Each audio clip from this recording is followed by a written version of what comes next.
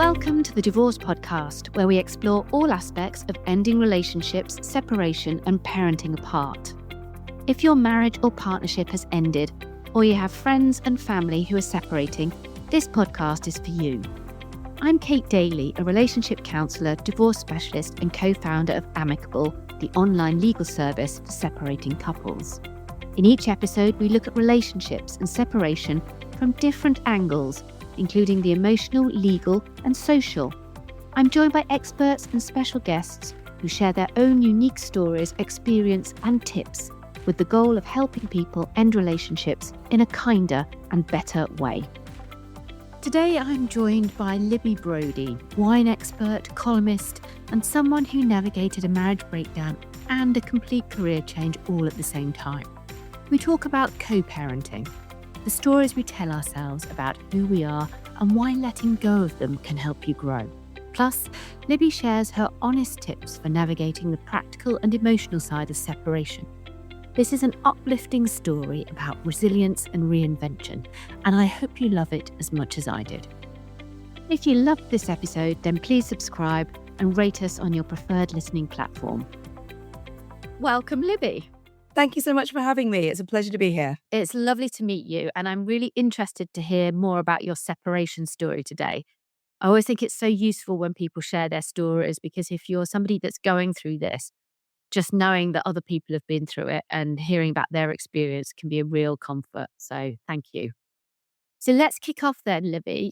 Tell me a little bit about your story. So what happened? Yeah, so a lot of people struggled in lockdown. Obviously, it was a very strange situation to be in. And I will say that I'm not for cutting and running immediately. We did many years of marriage counselling, and obviously there were cracks before lockdown began. Very different people who react to the world in very different ways, and it showed when there was adversity. And I think you have two different styles of coping with that. I'm a real pusher, almost a bit blinkered, kind of, we'll just crack on, we'll get it done, we'll get it sorted. Obviously, we'll talk about this in a bit, but my career folded because I was a theatre producer and obviously all my shows closed overnight. Disaster. I lost all my investors' money and my money in about 15 years worth of work. So my focus was, right, okay, get another job. What else can I do? Do the retrain. Theatre folded in March 2020, and I already founded and launched the consultancy, Backers and Brodie Wine Consultancy, in January 2021, having done levels 1, 2, 3 of the WSET qualification at distinction. And I was just like, let's get it done, let's crack on. And I think I was probably the same about my marriage, where I was like, right, we just need a date night. We need a date night. We need a holiday. We need we need to have romantic dinners together. We want that connection. Whereas my partner, my ex-partner, very much just shut himself off, moved to the loft, wouldn't come downstairs for lunches, didn't want to eat together, sit together, talk together, really struggled in that way. Also didn't have a job, but didn't sort of just, don't really know. He moved to the loft, so I didn't see it much. And we had a 1-year-old, which was obviously takes up, for any parents out there, takes up a lot of time, mental space, and energy. So I was really focused on, how do we keep the house? How do I earn money? And is my son okay? Primarily.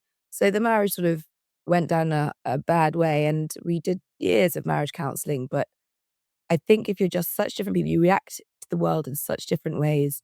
And I remember asking him, and it was a real standout moment for me in hindsight. I said, how do I make you feel loved? How can I make you feel more loved? What could I do?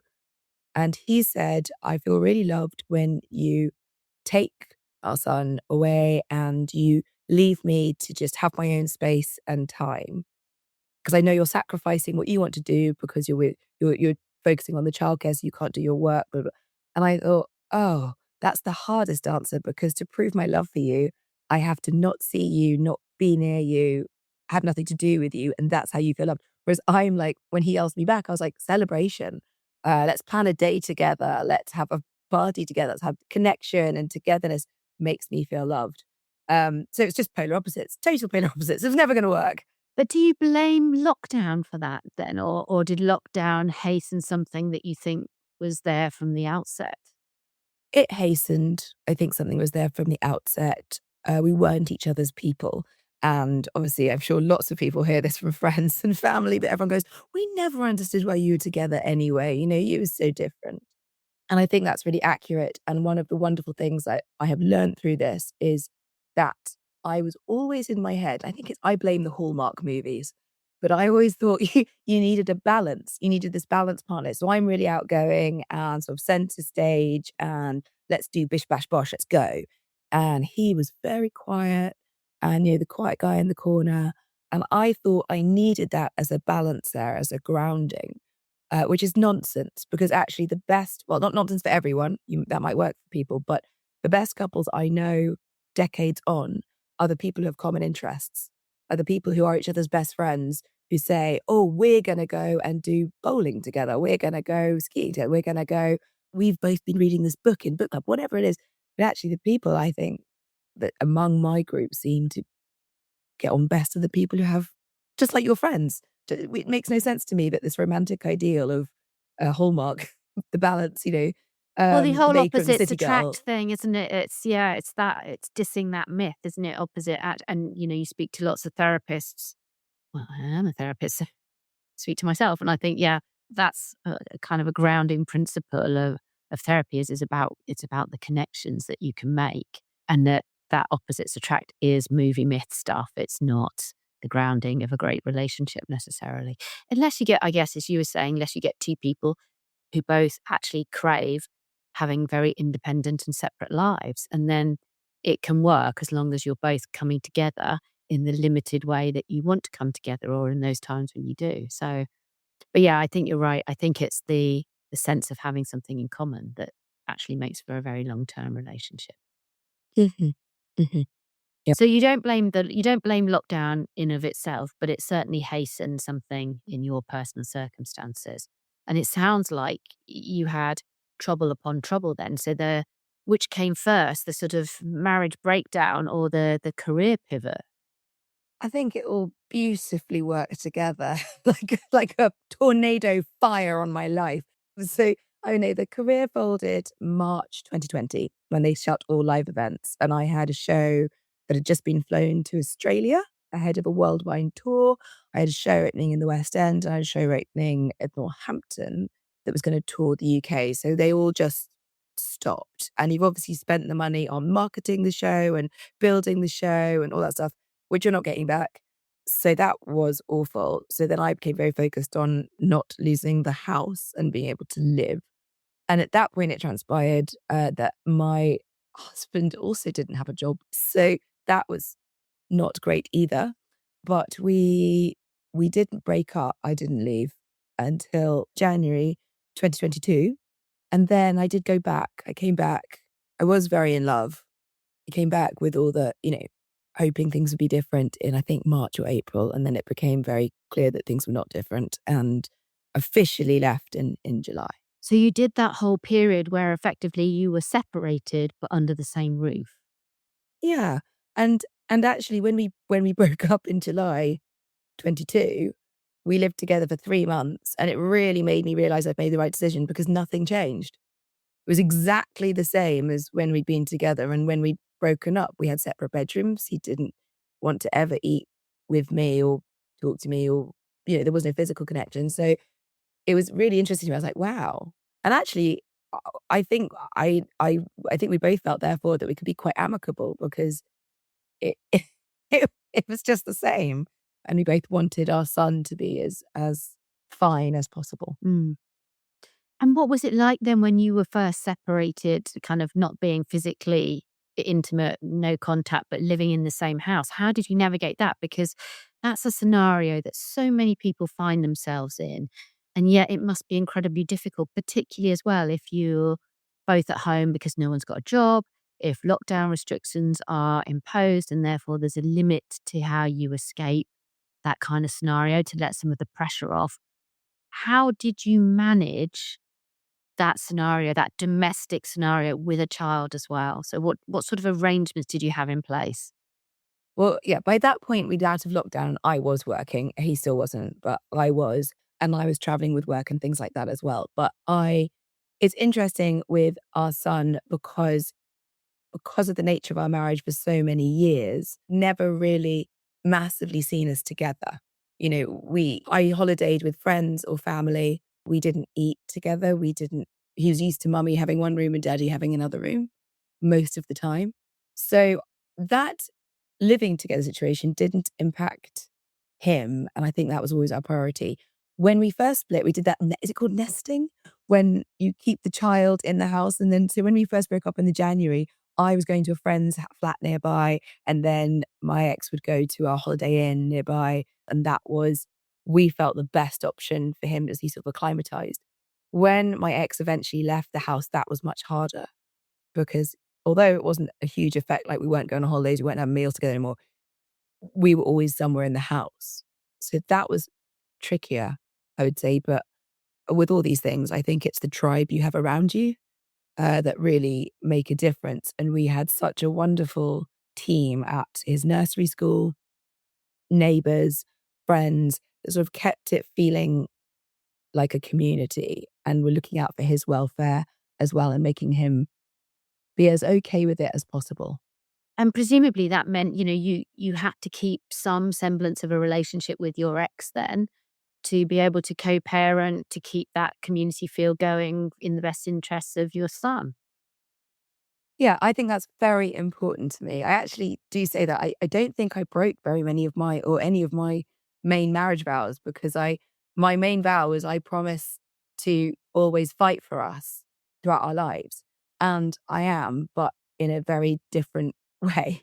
Like no longer the romantic us, but the blended family us. Yeah, the us as co-parents. Yeah. Exactly, exactly. And I think that that can be extraordinarily hard. I mean, that it can be because particularly actually if you're very different people, your priorities with a child, how you might choose to parent, what you think is right and wrong and okay, might be wildly different. And I think if you were together in the same house, there might be some compromise there. But I think if you're then going to your own home where you do it this way and the other partner does it that way, it can be so black and white, Jarring. discombobulating It's and makes you, jarring almost, isn't it? Because you yeah, literally are having to smile and wave while somebody does it in almost the exact opposite way that you might go about it. And that's hard. absolutely opposite. Yeah. Yeah. Yeah, yeah. Yeah. And Yeah. also, don't you think we get a bit obsessed with keeping things really consistent for kids? And I think that plays into it, doesn't it? Because you're so terrified that, the fact that you're doing it differently is going to scar your child for life. But ultimately, kids learn that different houses and homes have different rules. If you take your kids to granny and grandpa's or whatever, there are different rules at granny and grandpa's. And if you go to mates' houses and play dates, people have different rules. And obviously, there's different rules at school and clubs and things. So I always think kids are more resilient than sometimes we make them out to be. They can cope with differences. So you are not scarring your child for life if you have two different parenting styles and you have two different sets of rules in different homes. So it's really actually lovely and refreshing, to hear you sort of say that. Well, I'm very happy to say that my son is a very confident and happy individual who believes that mummy and daddy are best friends. And, and that is vital, I think, really for me. And if you can do that, because it all sort of becomes about those little people that are involved and haven't made the decision to be in or out of that situation. But I think that you're completely right. Children are resilient. I mean, you look around the world at all the different ways that children are living and it does sort of make you maybe feel that the fact that your partner might have let them watch TV all night probably isn't the worst thing in the world that could be happening to a child. And someone talked about code switching because he goes between these different households and loves being at both of them and can be himself at both of them, but they offer different things. And I will say that I know a lot of people because once your marriage fails or it's seen as failing, I actually don't Don't feel say I fail. felt Yeah, more we of a don't like failure. fail on this podcast. No, but I think I felt more of a failure when I was pretending that my marriage was okay. Yeah, I can Like see that. that was Yeah, internally yeah. worse. And when I was like, my marriage is over, people go, oh, amazing. I can now tell you all the bad stuff that's happening in my marriage. And so many people came out of the woodwork and told me all these stories that I would have had no idea about. So you're not alone when you're going through what you think is a bad spell in your marriage. Everyone's having them at times. And lots of people sort of said that they wouldn't want to leave because of the kids. And actually, there's 1,000% better off in two loving homes that focus on him than in one neglectful, cold, argumentative, distant home. I remember the marriage counselor saying to us, children mirror and repeat the lessons of their parents. And I burst into tears because I said, I don't want to grow up where, thinking that it's normal that daddy lives in the loft and mummy cries all the time. Like I want him to have a loving, happy household, however that looks. I think that's absolutely right, isn't it? Because children need happy parents. And if you can be a happy parent by living separately from each other, then that's got to be best for everybody involved. And if you're miserable because you're in proximity and that's creating an atmosphere and role modeling, as you say to your child, this is what we do as adults, we put up with this, then that's not right. And I always ask people, well, would you want your child to have the relationship with their partner that you have with yours?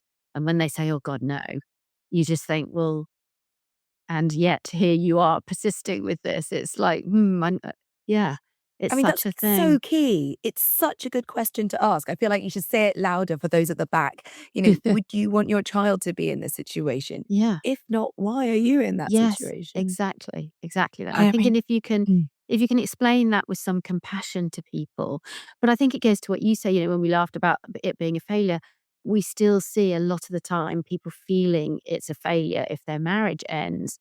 But it doesn't have to be seen in that way. It can be seen as a transition and the path to a more fulfilling life.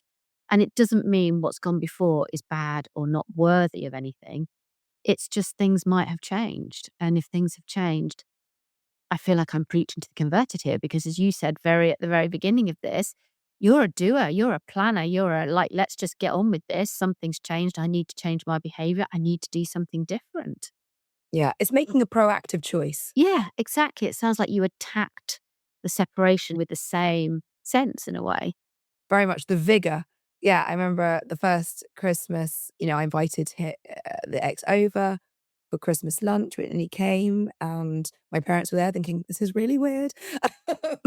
But, we did that and then we did the following Christmases where he came over for the Father Christmas and stuff like that. And I mean, things are shifting now because both of us have other partners and that creates other people and other families that have to be taken into account. And that's it's a whole other thing as well to add into it. So I'm very interested, worried about, curious about how these things all develop. But that's the thing. Is that just life? I mean, whether I was in this situation or a completely different situation, none of us really know what's going to happen. And we're all sort of just muddling along, trying to make the best possible choices for ourselves and our loved ones. And that's all we can really do. Yeah, I think it becomes stressful when we hang on and cling too tightly to a dream we might have had 10, 15, 20 years ago, and we're still desperately trying to fulfill that in some sort of misguided, as you say, Hallmark movie style. I think if you can let go and you can trust that even if you let go, you're going to be okay. It will be different. It will feel uncomfortable, but you will be okay. Ultimately, I think that's what gives you the courage to try new things, to do new things. It's that faith in yourself, isn't it? And I think sometimes when people really struggle, it's because they don't have that underlying self belief or confidence that, okay, this isn't what I planned. It's not what I want. It's not looking or feeling great right now, but I'm going to be okay. I just need to spend some time finding my way through this and my path. And I think if you've got that kind of anchoring, it's very helpful and very persuasive, and it helps you move rather than stay stuck. So it doesn't sound like you stayed stuck, but what about your partner? Was there a sense that you were moving and he wasn't, or did it not play out like that? Potentially, we are very different personalities in that way. I mean, I think that we all tell ourselves stories about what we are, and that we learn that from early on. We learn that from being little children and your parents saying you're the good one or you're the naughty one or you're really good at reading, you're really good at it. You sort of, and then you tell yourself stories about what you are. And I think a lot of people, myself included, had this sort of, well, if I'm not married with the kids and I'm not a theatre producer, which I've spent most of my life working on, and I'm not all these things. What am I? Who am I? This isn't how it was meant to be. This isn't my life that I'd been working towards and mapping out. And there was a real shift. And I think that's scary. People are scared of the unknown. People are almost more comfortable in their sadness or discomfort because they are used to it. And that's at least the devil you know. I am not someone who minds going out of my comfort zone particularly, but it did give me a real pause of, well, who am I? Also, best will in the world, if you're going through a breakup, probably nasty things have been or are being said. And I was definitely not as confident as as I am now or would like to be. And I spent quite a long time sort of thinking, why didn't he love me? You know, why didn't he want to spend time? Loads of other people seem to want to spend time with me. People think I'm a hoot at lunch, but like but why didn't this person want to be with me? And I sort of realized, well, I don't particularly know. I can have many hypotheses, but I don't know. But the main thing was I really like hanging out with me. I'd hang out with me. I'd be around me. I really like me. I think it made me to investigate my own principles and values. And I am a loyal person, maybe to a fault. I do sort of attach and want things to work, even in this sort of situation where we're not together and I'm going, why don't we do Bo's birthday party together? Hey, why didn't we like have a picnic? And I'm a positive person and I'm a driven person. There's lots of stuff that I actually really value. But if you're someone that doesn't like that, then you'll never doesn't like those things and sees it as like annoying or brash, or then you're never gonna you can't look to love yourself through someone else. You have to love yourself as you are first. And if there's something you really don't like about yourself, then change it. Because you are, well, I really do believe this passionately. We tend to think that we are our narratives and, that life is living us. And in fact, no, you're living life. You can change your narrative. You can change your situation. You can change what you do and don't like about yourself. It is totally possible to do that because you get to choose how you live. Well, you did. You completely reinvented yourself, didn't you? You went from being a theatre producer to a completely different, totally separate career.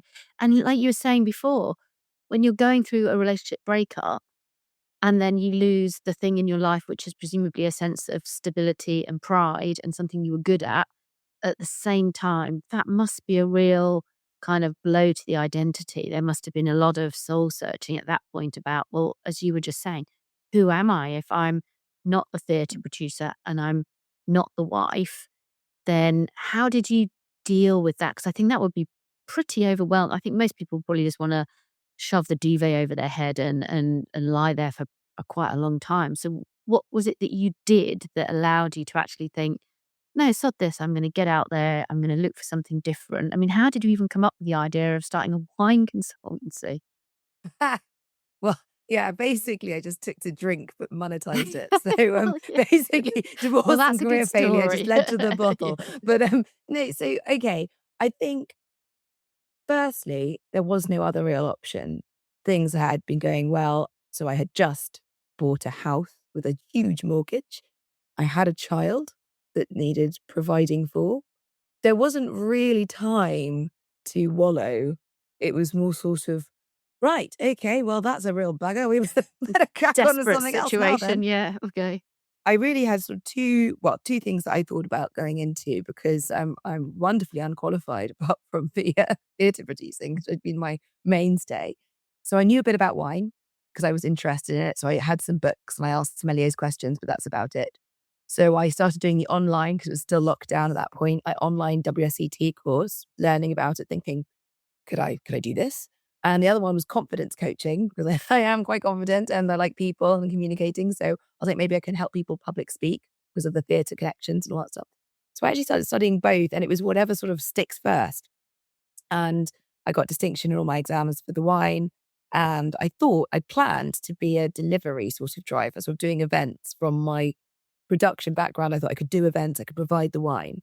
And actually, what transpired was I ended up getting picked up by, or my mate and I started making these little drunken videos on YouTube.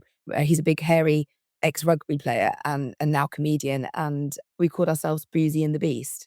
And we did these little, like, 5-minute skits of like how to read a wine label, what is port, and they were quite funny and they got picked up by people. And actually, Joe Marler, who played for England at the time, he basically asked me on his podcast. I ended up getting a bunch of rugby followers, fans, and then I was asked to film a series with Andrew Sheridan in the Rhone. And I had a website with a blog on it. I need to take that down because it's quite old now. And I was offered to be a columnist for the City AM. So I have a weekly column there, and I do video content for them as well. So basically within 4 months of getting into wine, I had a newspaper column and filming a series and had been on, major rugby players podcast. And it felt like that was the universe saying, yes, this is the right thing for you. And like, this is the path. And likewise, actually, it was such a relief when I stopped trying to make the marriage work. I was trying this, right, and that. And actually, I wasn't the right person. There was nothing I could have done to make that work. He didn't love me. I wasn't the right person. He wasn't my right person. I'd have stuck with it because I'm that kind of personality, but I'd probably been pretty miserable and been a less good mother and a not happy person and probably quite held back if I'd stayed. So actually, and I have a partner now who is just like me. In fact, when we're out together, I'm considered the wallflower, which is terrifying. So he's very alpha, center of the room. We love doing everything together. We rush back to open a bottle of wine and talk until our problem is we're knackered because we keep talking to like 1 a.m. And there's so much connection and so much joy. And he's always got a plan. We're always doing stuff. So I think the universe, I'm not sure. I know the universe is a thing for everyone right now. It is, go with your gut, the universe, manifest, whatever it is, prayer. I have no idea. But what I will say is if you're fighting for something and fighting for something and fighting for something and it's just not working and you're wearing yourself out and you go, okay, you know what? I'm out and everything clicks into place. I think now I'm on the right path.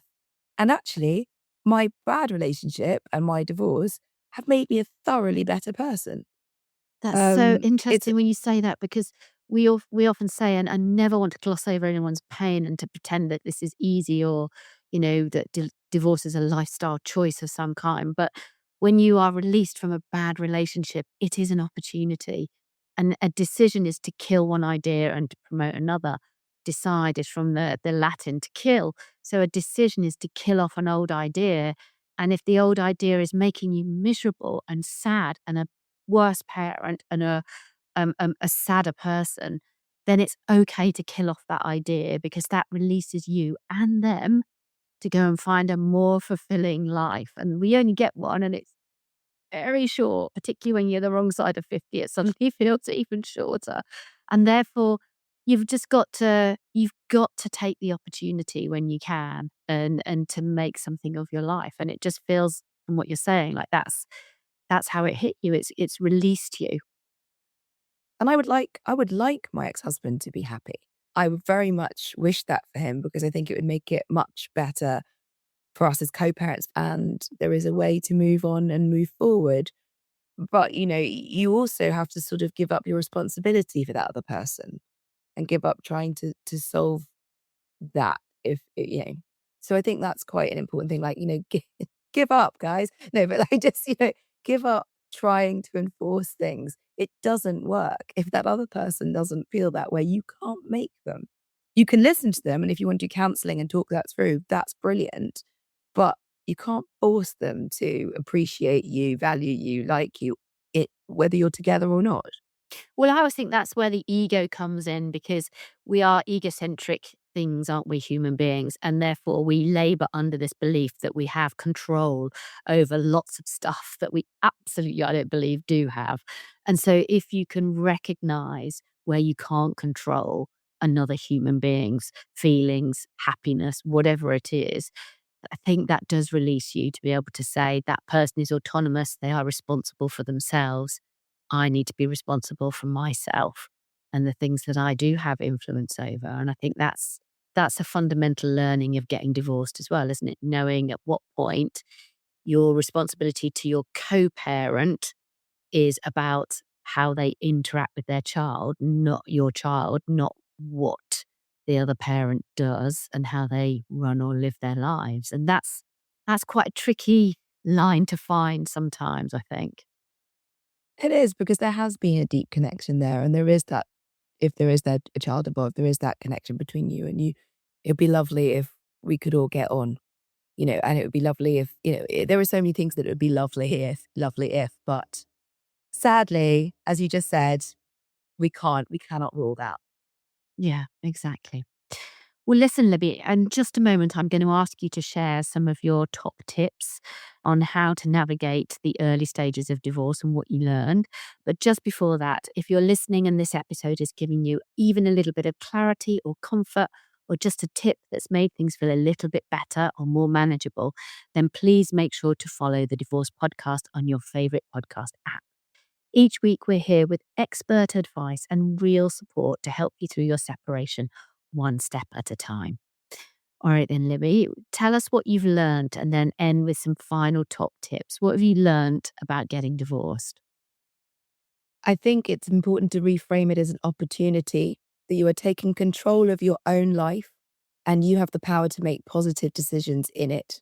I think it's a great opportunity to take this moment in this life stage and think about what you like about yourself, maybe what you don't like about yourself, maybe what has led you to this point. And I think it's incredibly important to surround yourself with a good tribe of people. That has been an absolute saving grace, whether it's family, neighbors, friends, work colleagues. The people around you, the support network around you are fundamental. And I will thank and love the people who were there for me, and loads of people actually who were there for me forever and ever. So don't cut people off. I know it can be tempting because you might be feeling sad, flatlined, embarrassed. I don't know, but don't cut people off. It's never the right move. And with your partner, communication. Just try civil. If you can manage civil, kind communication, I think that's a wonderful idea. We started with amicable when we were going through our separation agreement. We communicated openly about what we both had and wanted. I think two topics are obviously the most fraught when I find when it comes to divorce, and that's finances and children.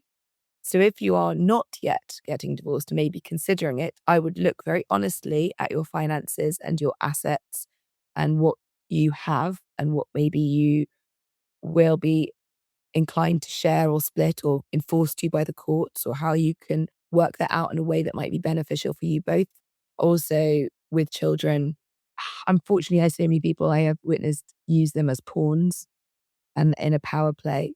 If you can avoid doing that, please avoid doing that. Just imagine your child's going to tell this story back one day. They're going to tell that.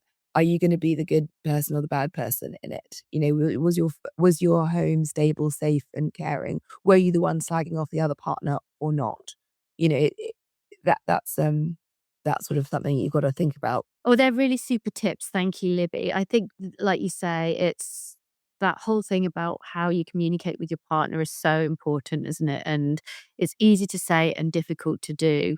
But if you can get onto a footing where you've got an open dialogue, then no matter what arrangement you come to, you'll be able to negotiate and navigate that stuff together. And I think the minute you stop being able to communicate, that's when things become expensive and difficult and where things start to unravel. So thank you for sharing those tips.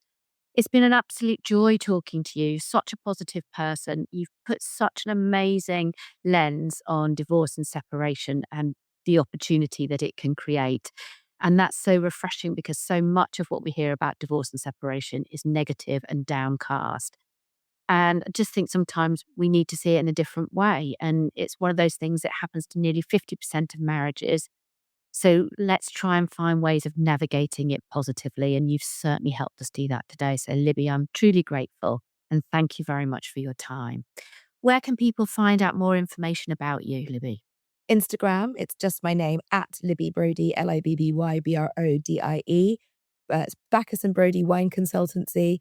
So yeah, just drop me a line on the Instagram and I'll get back to you. I'm there for anyone who wants to chat or get any advice on this. Fantastic. Thank you very much. Of course, you can find me on LinkedIn. You can hear more about new podcast episodes by subscribing for updates and visiting thedivorcepodcast.com or on your favorite listening platform. And finally, don't forget, we'd love to hear from you and we'd love to be able to help further. So please share any questions or ideas you have for guests on the podcast at hello@amicable.co.uk. Thank you, Libby. It's been great talking to you. And thank you, everybody, for listening today.